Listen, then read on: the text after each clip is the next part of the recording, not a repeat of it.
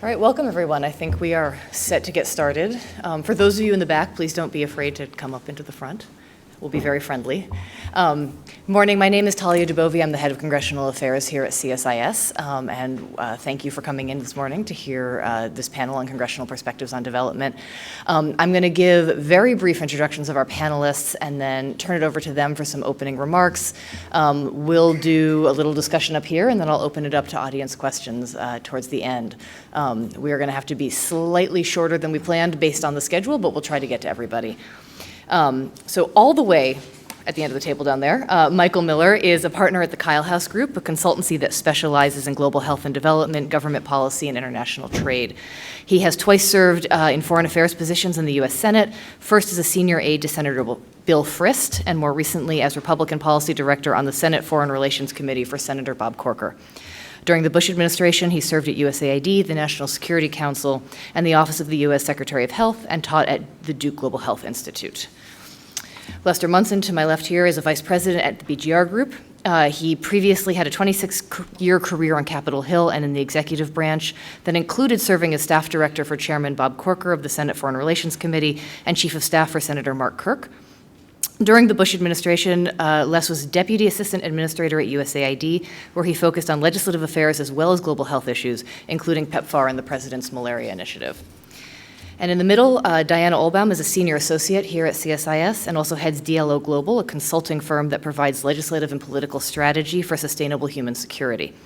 Diana has over 25 years of experience overseeing U.S. foreign assistance programs, primarily on Capitol Hill, where she served as a senior professional staff member to the House Foreign Affairs Committee for Chairman Howard Berman. She previously directed the Senate Foreign Relations Subcommittee on International Economic Policy, and she has served as Deputy Director of USAID's Office of Transition Initiatives and as Director of Public Policy for Interaction. So to get started, I want to give each of you the opportunity to make some opening remarks to help lay the groundwork for today's conversation. So Michael, can you start us out providing some context? What has the congressional engagement on development looked like over the last 20 years? Yeah. And are there patterns or emerging themes that you think are most significant? Good, thank you, and good morning. I think what would be helpful is, I'll give a perspective that covers basically the past 20 or 21 years, 1995 when I was first a senior Senate staffer. What makes Congress tick in terms of foreign assistance and development? I think it's best to think of it. There's really as three avenues or three legs of a stool in terms of what the function of aid or assistance is. There's development assistance, humanitarian assistance or humanitarian engagement, and what I would call alliance building and influence. That would be more typically what the ESF and foreign military assistance, if you know these accounts well. So of those three, I think really during the Cold War, when it was a simpler time in some respects, Congress's view of foreign aid and why we were engaged, I think, was simplified and sort of dominated by, as was the president's and the American public, I would think, by this function of alliance building and influence. Now, at the end of the Cold War, when that leg of the stool, if you will, is basically kicked out from under it, there was a period there, and that's when I came to the Hill. There was a period there in 1995, let's say the end of the Cold War, up until the late 90s, where I think there was a kind of an open question in the minds of most members of Congress, like what is our foreign assistance for? What really is the defining mission of that assistance? And so when I got there was Congress's role was I would say largely, but very much dominated by its oversight role of foreign assistance and funding considerations. And it really wasn't until the late 90s that you started to see what I believe is a much more fulsome embrace of the role of development and humanitarian assistance as the reason for the driving force behind our foreign assistance, if you will, culminating ultimately, I think, probably reaching its apex in like 2003 with PEPFAR. One factor that has been interesting during that period is really what I think we call the Republican factor. So back again in 1995 when I came to the Hill, during this sort of oversight and gap period between full embrace of foreign aid and the Cold War, the agenda among Republicans on the Hill was at that time eliminating USAID. And within a relatively short period of time, say between 1997 and 2002, 2003, you saw a pretty fundamental shift. This is not the entire caucus, not all Republicans, but a pretty fundamental shift where you had going from in a 5-6 year period, eliminating USAID to embracing the most aggressive and generous foreign assistance program to date by a Republican president. I think the role of George Bush and of PEPFAR and the President's Malaria Initiative in particular can't be overstated here. It was provided both leadership, but I think what was particular to PEPFAR and PMI, and I think global health overall, is sort of driving a Republican constituency around this is, the appeal of it is something clicked with Republicans in terms of PEPFAR and PMI demonstrate our values. They show that the United States can solve huge problems. The United States is generous and compassionate and can step in as a leader where others can't. It also, the general appeal of health and shared humanity, I think can appeal, but also that PEPFAR and PMI have, for reasons I think a lot of you know, have been able to demonstrate very well that they are accomplishing things and they're putting points on the board, right? That there's a pretty strong understanding in Congress of the value for our money, even if it's a lot of money too. So why is this important?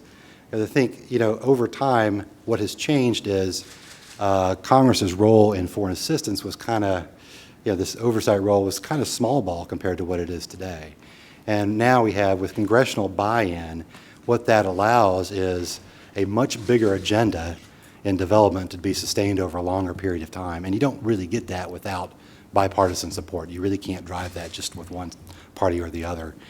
So what's the prognosis? How does this look going forward? I think it's pretty good. But there's those glory days of 2003 to 2008 when our budget was going up, when Lester and I were at USAID, we were seeing budget increases of $1 billion a year. This was really nice. It was a good time to be doing that line of work. But a lot of those members are gone, and a lot of that institutional knowledge and that commitment is not there. So the challenge really is to maintain that. I'm part of a group called the Consensus for Development Reform that aims to build Republican support for foreign assistance and a positive reform agenda. Developmentreform.org, if you're curious. And it's an important mission because these are important things for the United States, and it really has to be a bipartisan commitment. And that really has to be maintained over time. So, thanks. So on the note of bipartisanship, the main narrative on the Hill right now is of partisan discord and disagreement over almost everything. So Les, can you walk us through kind of where in the development space there is bipartisan consensus? Sure. Let me first say, thank you, by the way. Let me first say I totally agree with Michael that 03 to 08 were the glory years, and I know everyone in the room agrees. And things have just gone downhill since then. No, I am a Republican. Felt obliged to at least acknowledge the truth of what he said. More to the point, I think there's terrific bipartisanship on the Hill right now. You almost can't overstate it. There's agreement on a variety of oversight issues and authorization issues. The Global Food Security Act, which went through the Senate, is what passed through the House Foreign Affairs Committee yesterday, could be on the House floor in the very near future, and then onto the President for signature, which I know is has a lot of policy implications, and a lot of people in this room have probably worked on it or are aware of, Feed the Future and how that issue has evolved. And so that's going to be a big win when that gets to the President's desk. Power Africa, which went through at the end of last year in a little neck-down version than was originally conceived, but still it was a major bipartisan achievement. A year before that, Water for the World, another bipartisan effort that a lot of people worked on for a long time, went through, has become law. Michael and I had the honor to work on the original PEPFAR. We also worked together on the PEPFAR reauth in 2013, which snuck through while everyone was distracted by the alleged partisan discord on the Hill. That was another bipartisan effort. There's another bill going on right now, the Foreign Aid Transparency Act, that is percolating in both houses and has a pretty good shot at getting through this year. So you've got, just in the last 2 or 3 years, major food legislation, power issues, electricity, water, health issues, and genuine foreign aid reform, a real foreign aid reform effort that are all have either become law or about to become law while this discord is going on. So I think, yes, there is this, the atmospherics, we could talk about on a lot of different levels in Washington right now, but in the major muscle movements on the Hill, it's terrific news, and I'd even extend it to more controversial issues like IMF reform, which went through, I think, at the end of last year with not a lot of fanfare. That got done. Exim Bank was reauthorized by Congress, despite some real opponents there. That got done. And also right now, both the House and the Senate are working on, I think they're now calling it state authorities bill, because it's not an actual authorization, but there are state authorities bills which are not foreign aid, but they're related. A lot of the issues with the UN and the State Department that folks in the space care about are actually being addressed by the House and Senate right now. The House may be marking up as soon as next week some of the legislation that's already gone through the Senate. So I actually think the news on bipartisanship is terrific, and I don't want to ruin your argument because I know you may be addressing this next as well. But I think it's a terrific story in terms of bipartisanship. I do think we shouldn't not at the same time also mention that as much as this is terrific and these one-off bills that are going through and are making changes in the way we do foreign assistance is important, the way we did it before has gone away, right? The Congress last enacted a State Department authorization into law 13 years ago, and Congress didn't do a foreign aid authorization bill, hasn't done one in 30 years. So it's been a generation and a half. And in fact, over the weekend, I saw Graham Bannerman. Some of you may know Graham Bannerman, who bragged to me that he was on one of the committees when they actually passed the foreign aid authorization. I said, Graham, all you're doing is telling everyone how old you are. So that kind of large authorization bill hasn't happened in a long time. Doesn't mean it can't happen in the future, and we may talk about that later. But we should recognize that in this new era where bills are smaller and achievements are not quite as big as they used to be, there are still real things happening. They're bipartisan, and there's actually a lot of pretty good collaboration on the Hill. Thank you. So Diana, I have asked you to talk a little bit about what is not going so well, where there are partisan disagreements, kind of where the challenges are to moving things forward. Sure. Thanks so much, Talia. And it's interesting because we've all worked together on Capitol Hill at various points in it, and here you've got 2 Democrats and 2 Republicans, and we're all still friends, which kind of backs up what everybody's been saying. And so, you must be out there wondering, well, if there's so much agreement between Democrats and Republicans on Capitol Hill, why is everything so messed up? And honestly, on foreign aid specifically, I think the biggest disagreements and problems really aren't primarily partisan in nature. I would identify kind of, I guess, 3 different areas. One is a lack of knowledge. And so what you see is a big difference in support of foreign aid between the members who know something about it and the ones who don't. So on the authorizing committee, on the appropriations committee, you tend to have members who care very much about development and who see its importance. And it's the members who have never been abroad, who haven't seen it, who haven't been out in the field, who haven't witnessed it, that have the greatest degree of skepticism. The second problem that we face is a lack of constituency. Now, everybody's talked about this for years and years, and they've worked on it. I mean, the basic problem is the people who are intended to benefit from foreign assistance are not American citizens, and they don't vote. So how do you create lobbies that keep up, funding and support for this? So groups like the U.S. Global Leadership Campaign and other council, I guess it is, the C has changed number. Coalition now, sorry. And others have attempted to bring together a variety of different groups who are interested in the foreign aid budget for their own reasons.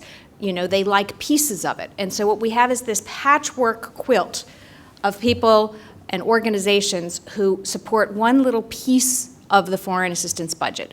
And they'll come together when it's at the big overall level of how much funding we need to have. But then it tends to break down, and you've got warring factions who want money for their thing, even if it comes at the expense of other things. And you end up with a foreign aid budget that's incredibly earmarked, so there's no flexibility for USAID to do the programs that make the most sense in that country at that time and respond to what the people in that country want. And the third sort of challenge, I think, is over the belief that foreign assistance works. I think there's sort of broader agreement now that it's needed, and that it would be in the United States' interest for poor countries to have better political systems, have greater health and education and benefits for their populations. But there's a lot of people who doubt that what we're doing with our foreign assistance programs work. And so demonstrating that we have real results and having real evaluations that are able to take the lessons we've learned and translate it into changes and improvements in the program is so important for building coalitions of support for the bill. Let me just say that the final challenge that I'd bring up is congressional dysfunction. And despite the fact that we tend to agree on what needs to be done and on the ways of doing it, it is so difficult to get anything done in Congress. Everybody sees this, it's in the papers. And even though we have these little slivers of hope of these little tiny bills that do little things, the reason they get through is basically because they don't do anything, or what they do is so small and so minor that it can be done by unanimous consent, it can be done on suspension. We're afraid to have a discussion about foreign aid on the floor of the Senate or the House. And even the people who care about it most are like, oh, no, let's avoid that. We don't want it on the floor because there's so many members who are gonna make things worse. And ultimately, if we don't get out of that cycle where the haters are forcing us into patterns of behavior where we avoid the issues, I don't see how we're gonna get this fixed. Great, thank you. So I guess jumping off of that last point, I'd be interested, Michael and Les, for your kind of response to Diana's last point about the fear of bringing this to the floor. I mean, as you pointed out, we haven't had a foreign aid authorization in 30 years. The last time the SFOP's Appropriations bill went to the floor by itself, I think has been a very long time. It keeps getting wrapped into omnibus and minibuses and various other appropriations vehicles. Kind of what's going on there? What's the fear? What's driving it? And is there anything that can be done given the factors that Diana just laid out? I think we have to put that. I don't disagree with the thesis, but I do think we have to put it in perspective where there are divisive issues, usually social issues that, frankly, usually you need to come up with a workaround before you roll it out on the floor. And so one of the reasons you don't just bring a big bill to the floor and let everyone have at it is because it gets pretty messy, and then you've got a product that isn't going to get through the other body. You have to pre-cook things. Sometimes that means it's smaller. You could track any number of bills that deal with human trafficking or anything else that kind of gets close to those social issues, and realize that there's a minefield that's kind of been built up over time. I don't necessarily mean that in a bad way, but that that certain constituencies are in certain places on issues, and you have to account for that, and you end up with highly nuanced bills, and but things can happen, and there can be progress, and while it is true that you're unlikely to see a foreign aid authorization on the floor with all kinds of amendments anytime soon, there are steps that are being taken in that direction, and I'm, this glass is empty, but if it were filled halfway up with fluid, I'd say it's half full, and we're at least headed in the right direction. There are, to the issue of education and members understanding the issues and foreign assistance and American foreign policy, I think there's always some truth in that. There's always a churn on the Hill. We should constantly be educating members of Congress and the American people about our role in the world and why it matters and why we spend money on it. And that's something that has to happen all the time, and we should never rest. That process should never stop. And it's something that you have to do with Congress in particular, because they control the money. But it's going on, and there are members in key positions who are totally committed to American leadership in the world and willing to put resources behind it, and at key moments they are willing to step up and do the right thing. And so, yes, the legislative process has broken down on this area. Frankly, it's broken down in a lot of other areas too. We don't do budgets. The budget process has been obliterated. The overall appropriations process hasn't been on time since the Stone Age, probably, since Nixon or something. So yeah, that's true, but I think that's kind of an across-the-board dysfunction or evolution that doesn't necessarily implicate the issues we're talking about any more than any other issues. So I think it's true, but I think in perspective, there's still a lot to be optimistic about. Thanks. I agree, and I would just add that I think it's important to understand that, those of us sitting here are probably see foreign assistance and our international engagement as a very high priority, but it competes against many other priorities that are also very high. So there's the practical matter, and Les hit on it, of just getting time dedicated on the legislative calendar for something that is a much lower priority than, say, defense or other domestic priorities. There's also the I guess the ratio between the potentially divisive social issues and the importance of the bill is kind of off, right? It's that you have issues around family planning and abortion and sexuality and stuff like that. They get wrapped up very quickly in any consideration of a large foreign assistance bill, and these are very, very difficult issues to unwind. And I think overall people see, why would we take a week of the Senate's time or the House's time to hash through these issues and come out kind of battered on the other end and not a whole lot to show for it. So it's not just, I think it's important to understand it's not just like we don't care or we don't understand, because there's certainly some of that. It's just that it is hard to get these issues and push them to resolution, because it's just the larger political thing. And it is, and let's be honest, this is sometimes more of a struggle on the Republican side, because there's a much greater variability among opinions. You have, like in the Senate, you have Lindsey Graham and the 10 people who will vote with them on one side, and then you have maybe Senator Cruz and Senator Paul on the other, and then the 40 Republicans in between who don't really engage, right? And it's just a hard dynamic to get a positive, proactive foreign assistance agenda to move. And I don't know how you unwind it exactly, but it's probably mostly comes down to leadership and smarts and stuff like that. So. Let me just say, I agree with you both that the problem is bigger than just foreign aid. I mean, there is a big problem of congressional dysfunction. But it is also specific to foreign assistance, because if you look at the National Defense Authorization Act, every year that gets through.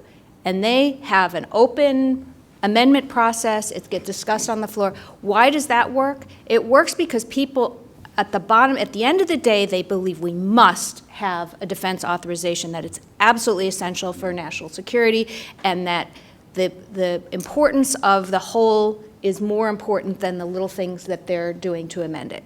That's what we lack with the foreign aid bill, that everybody's pet issues they see as way more important than the fundamental importance of development or diplomacy. And so it's much more important to win on their social issues than it is to get a foreign aid bill through. And I think part of that is because people still sort of view development as charity. It's something nice to do if you've got enough money, but since there's so many other pressing issues, we can cut back on that. We don't really need it. They don't see it as absolutely essential to our national security, even though I think you'll get a lot of national security leaders, whether it's chairman of the Joint Chiefs and of the various military services, who will say how absolutely essential it is for their programs to work to have development. But that hasn't really kind of filtered down to people yet. So what does that mean? I mean, Diana, you've spent a lot of your career working on foreign aid reform and rewriting the Foreign Assistance Act, I think multiple times.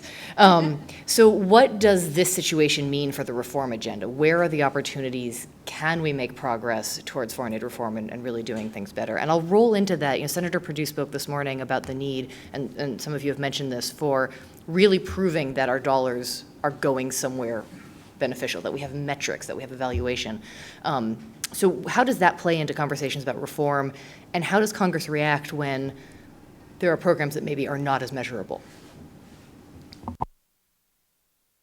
So I think the obstacles to foreign aid reform are actually a lot of the things that we've already discussed. The first is the fear of voting for foreign aid at all. Not wanting to have it on the floor, not wanting to have a real discussion of it. Everybody who is well-versed in it wants it to happen sort of in secret, and they think it comes out better that way.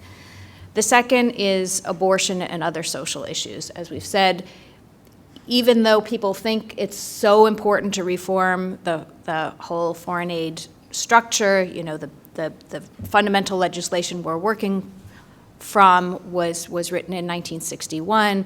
I'm a little embarrassed to say that I am one of the people that was there on the Senate Foreign Relations Committee the last time we had a foreign aid authorization passed, and it was a whole different process than you see today. It was on Bring Your Child to Work Day. But the other thing that has really been an obstacle is, honestly, lack of administration support for the reform process. If you have an administration and majority in Congress of the same party, and the administration wants it to pass, you could get foreign aid reform. But we've never had, the last time we had those three things were in 1992 to 94. Under Clinton, right? Am I getting the years right? 2009, 2010. But the administration didn't want, that's the problem. Under the Obama administration did not want foreign aid reform.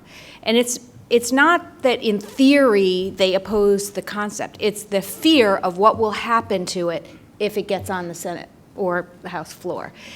And that fear, I mean, it's a valid fear. I mean, we had a very, I don't know what the word for it is, it was depressing markup of a State Department authorization bill in about 2011 in the House Foreign Affairs Committee when Ileana Ros-Lehtinen was the chair. And they decided to include foreign aid on it. And what happened was a meltdown of epic proportion, and it just sort of validated every fear that everyone has. I mean, we ended up voting about whether you should kill homosexuals because of their sexual, orientation. I mean, it was really, you've never seen anything this depressing. I was up there crying.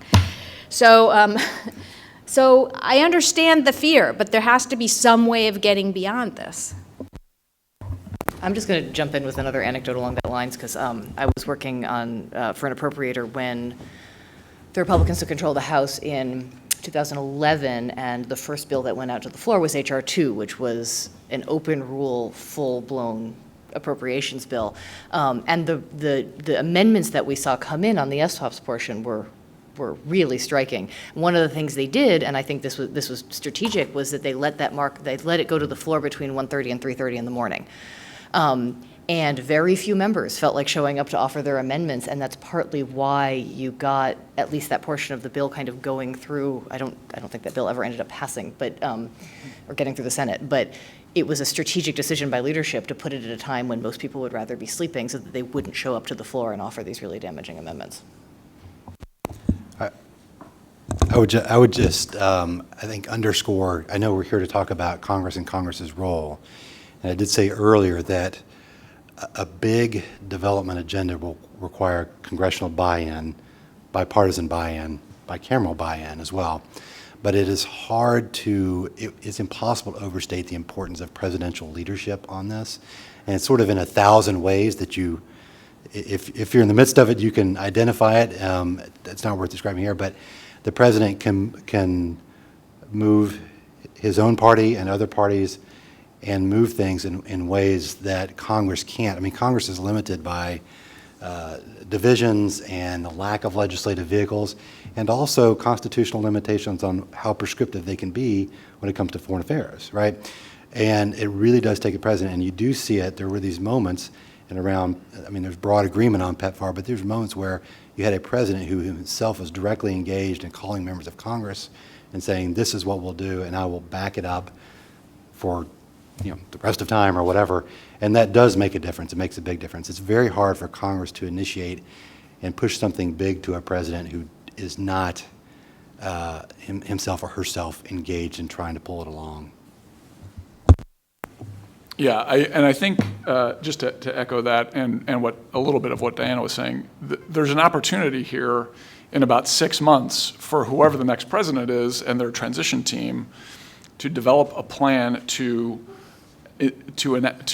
call for real reform of foreign assistance agencies. There's been a proliferation of foreign assistance agencies over the past 10 or 15 years. I think there are 24 or 25 entities in the U.S. government that are doing measurable amounts of foreign assistance. It's on its face seems like too high of a number to me, and I think the logical move bureaucratically is for consolidation and clearer lines of authority and responsibility.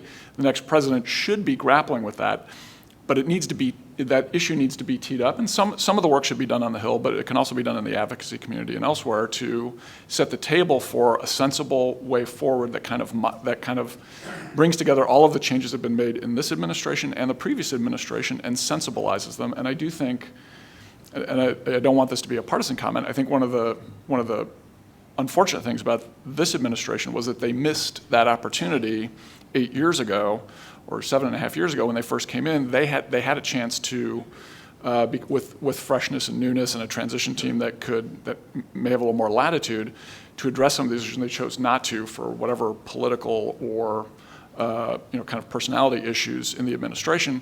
Hopefully the next administration can avoid that, whoever it is, and you can see, because that doesn't need to be led by the executive. Congress coming up with an architecture for what foreign assistance agencies should look like is not going to happen.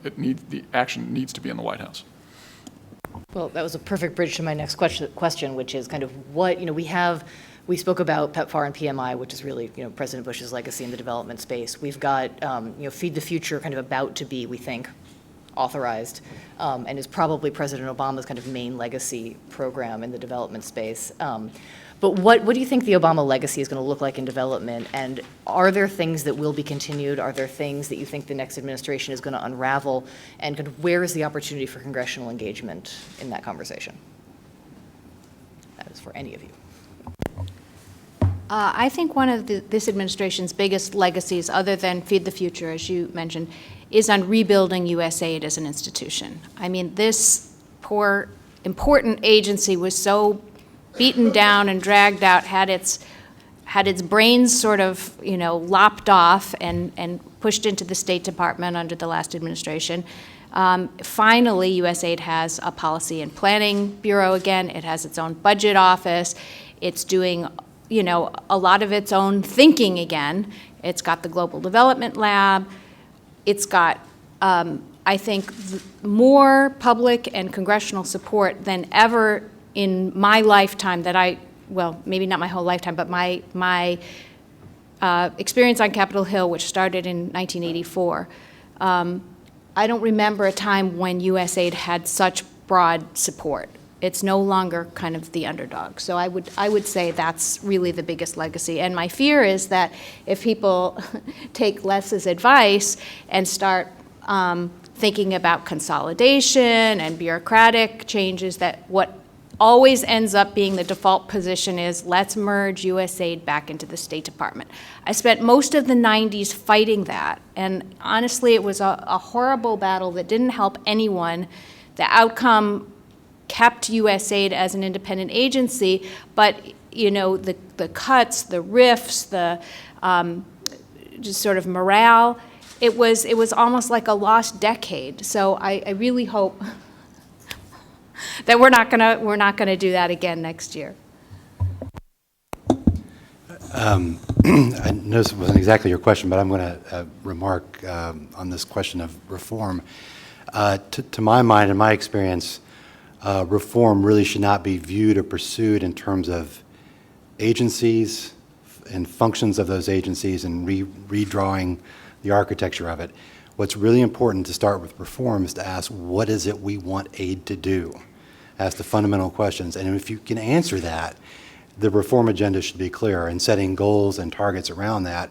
And the president has a lot of discretion as executive authority to make the agencies do things and work in an interagency manner and perform accountability and responsibility married up that don't require a big legislative push, big changes of authority that just take a lot of time and don't necessarily change your mission, right? You might rework the map and then say, well, basically we're still doing the same thing now that the agencies have different names or stuff like that. So I just wanted to put that on the table, that I think reform, it's critically important to get Republican buy-in through endorsing reform, but we need to define what it is, have a positive agenda around targets and goals and stuff like that rather than agency schematics and stuff.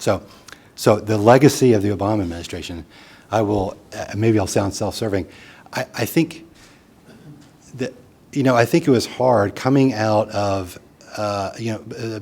George Bush surprised people, right? His most adamant detractors sort of said, okay, he's sort of an accidental hero, he did something. He embraced the United States role in foreign assistance. It was particularly around global health, of course, but he embraced that and showed and built a constituency and showed Republicans that there are good things for America in this.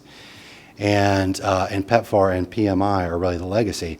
So for President Obama, I mean, he would, it would have had to have been, I agree that first 100 days he should have done something, and an agenda, but he would have had to go into a sort of a bidding to what are you going to top that, do another $1 billion a year for another 5 years? It's unrealistic and I don't think necessarily helpful. But I think, embracing PEPFAR and PMI, I think, is a very important part of his legacy.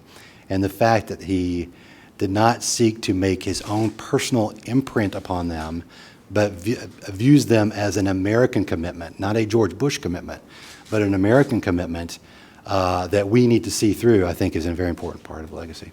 I think it's very good.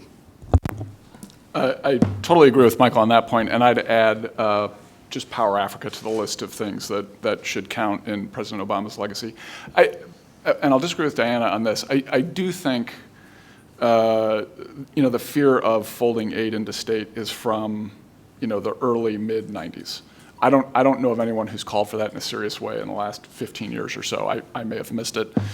I do think we need to look ahead, and we need to take an assessment of what we have and the strengths that we have and augment them.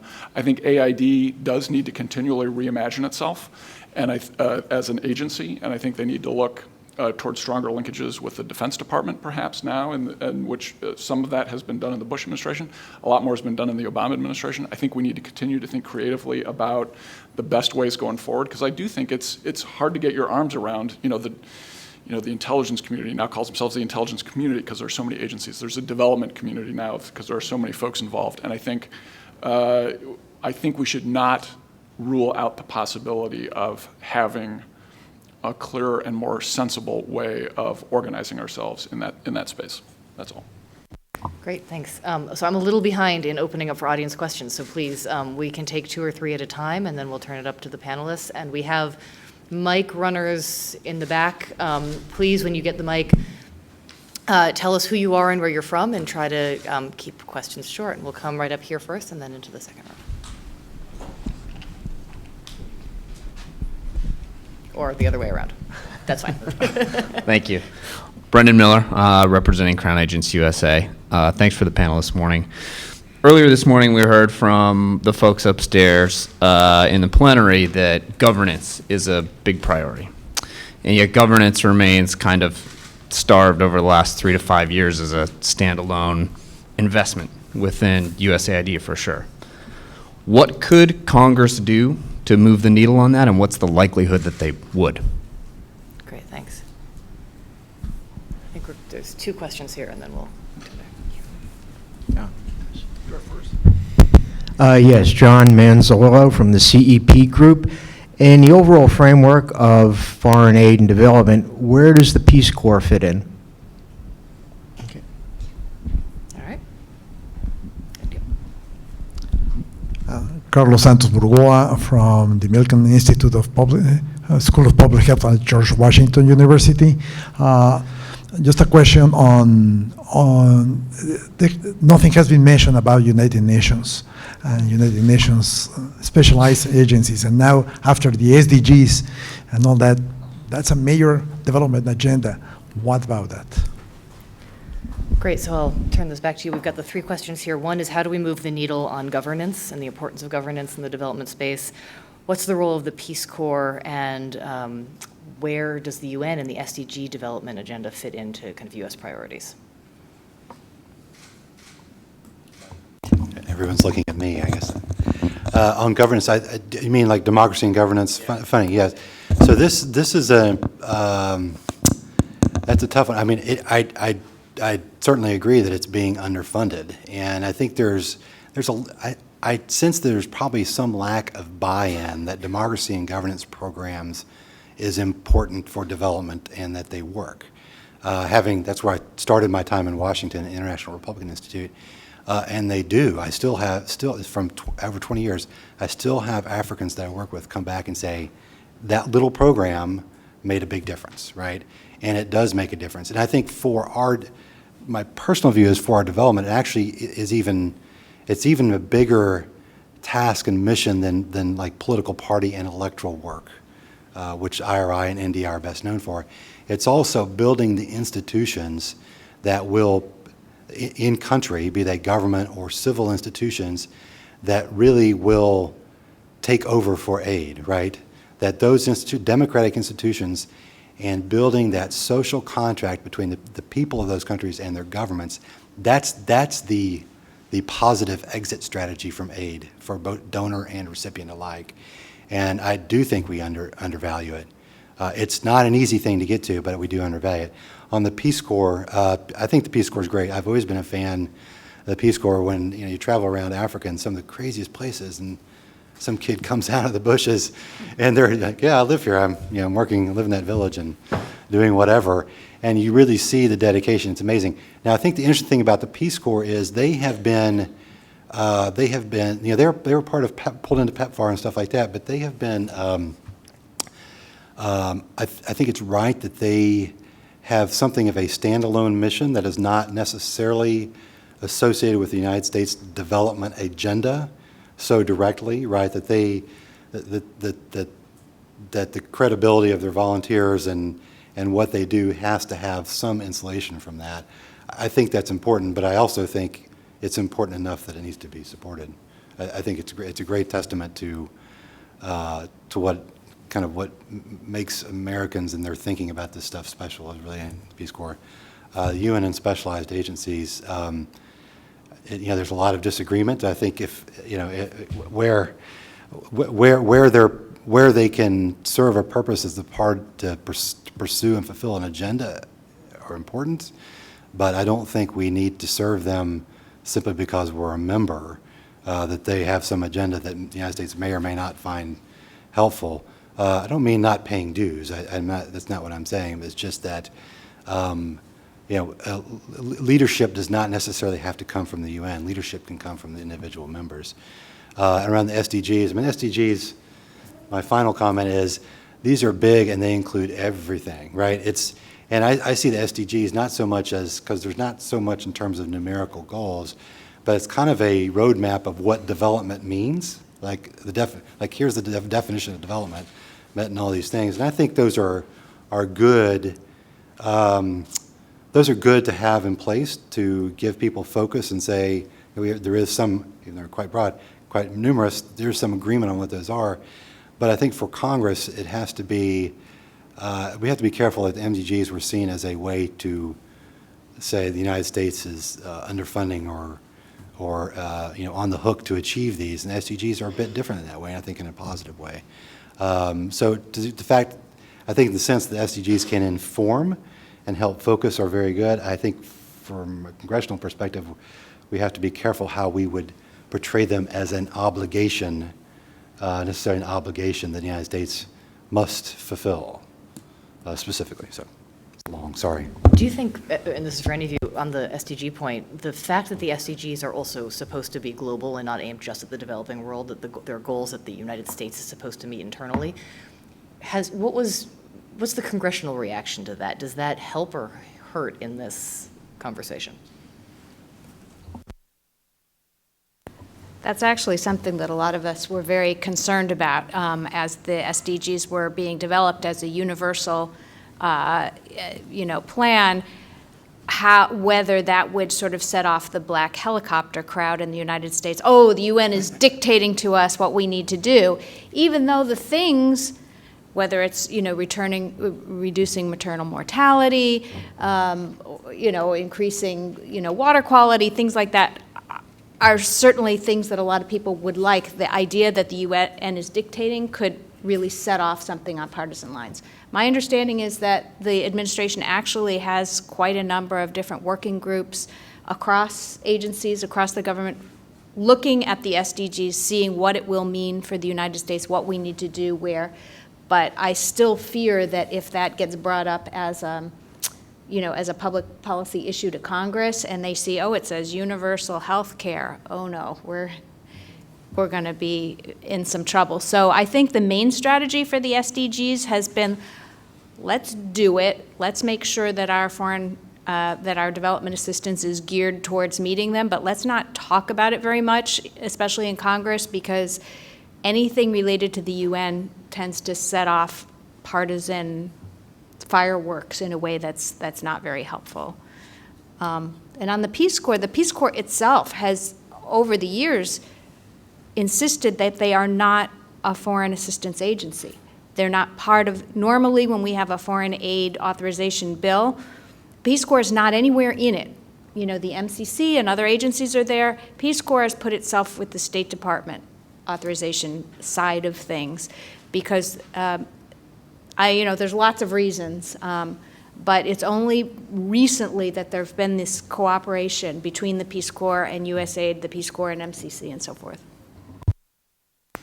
I was trying to think of a common theme between governance, Peace Corps, and the UN, and I totally failed. On governance, I think it's hugely important. It's something we have to grapple with. Again, multiple agencies involved.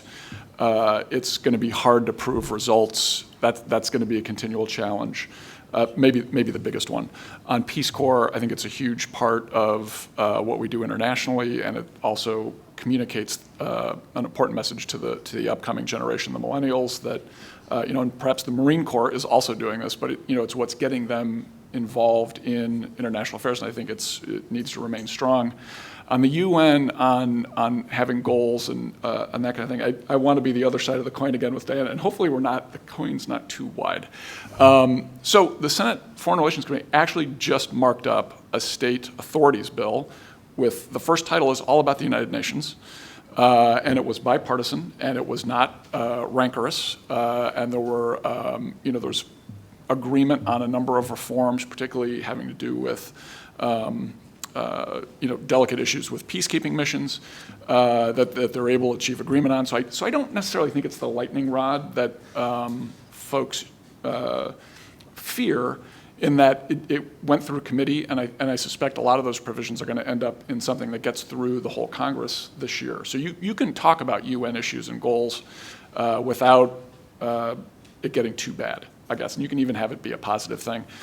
I do think, though, at the end of the day, Congress is going to be more mindful of our own budget situation, our own goals, where the American people are telling them about what's important. PEPFAR, again, a hugely popular program that a lot of people were willing to support because of that. So I think while the goals at the UN are very good, and we need to make our programs relate to them, at the end of the day, Congress is going to be focused on what its constituencies is telling it, and I'm not too worried about the goals having a negative impact on that conversation. Great, I think we have time for one more question where there is a hand right here in the aisle. Oh, are we? Right there? I was coming up here, but Okay. sorry. We're running a little behind, so I have to be efficient. Oh, go ahead. Oh, okay. Hello, my name is Hiro Hayashi from the Japanese Embassy.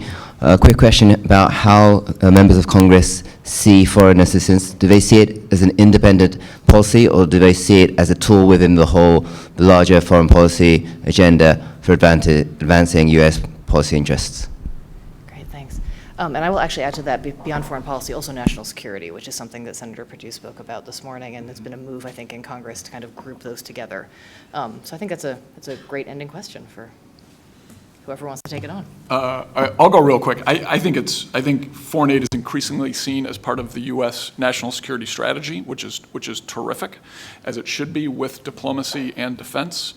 It is, and to the extent that we can continue to augment that perception, that's very good, because that's entirely true, and it's an excellent reason for members of Congress to be supportive of foreign assistance programs, of the 150 account, because it helps. It is one of the tools that helps advance American interests in the world. Obviously, foreign assistance in general and development assistance in particular need to be part of our overall foreign policy strategy. The problem comes in when you try to use development assistance to achieve diplomatic goals and or specific security goals. And unfortunately, we've seen lots of bad results when we try to use development assistance for purposes that it wasn't intended. So hopefully we can achieve that balance of understanding the long-term importance of development without trying to push it into short-term political use. I would agree with Les's characterization about it's overall positive. I think the question you ask is actually very, very important. And the larger question of what is our aid for, what is our foreign assistance for? Is it to achieve things for the United States or for somebody else? And I think it is, I think there is greater agreement that it is part of our foreign policy, that it is a foreign policy tool. That does not mean that we are not trying to achieve something that is essentially selfish or for our own manipulative purposes, right? And there is a balance there. And I think in terms of people do see, stability and development are in the United States' interest, both economically and for national security purposes. But I would also caution that there has been, I think people have overstated, there's a risk of overstating what aid can do in terms of draining the swamps and fighting terrorism, stuff like that. I do think it's important to be realistic about that it not be oversold. I think that actually hurts the support for aid if you say it could do things that it really can't do or is not intended to do. And finally, real quick, I would add that much of what the United States does in foreign assistance is supported and motivated by humanitarian impulses that really don't seek any specific policy outcome for our foreign policy other than to achieve something. That doesn't mean that PEPFAR wasn't a hugely successful diplomatic venture, but it wasn't conceived of and pursued that way. So I think, a lot of what Americans like to see in some of the humanitarian stuff is they probably would not expect that necessarily to be part of promoting our own foreign policy interests. So. All right, well, thank you to Michael, Diana, and Les for joining me for the panel. We're now going to have a brief lunch period.